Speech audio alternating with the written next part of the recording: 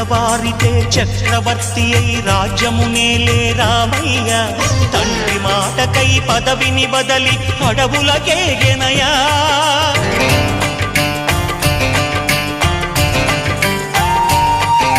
మహిలో జనులను కావగ వచ్చిన మహావిష్ణు అవతారమయ్య ఆలిని రక్కసుడపహరించితే ఆక్రోశించెనయా అసురుని త్రుల్చి అమ్మను తెచ్చి అగ్ని పరీక్ష విధించెనయా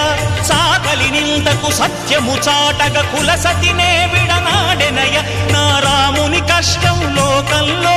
ఎవరూ పడలేదయ్యా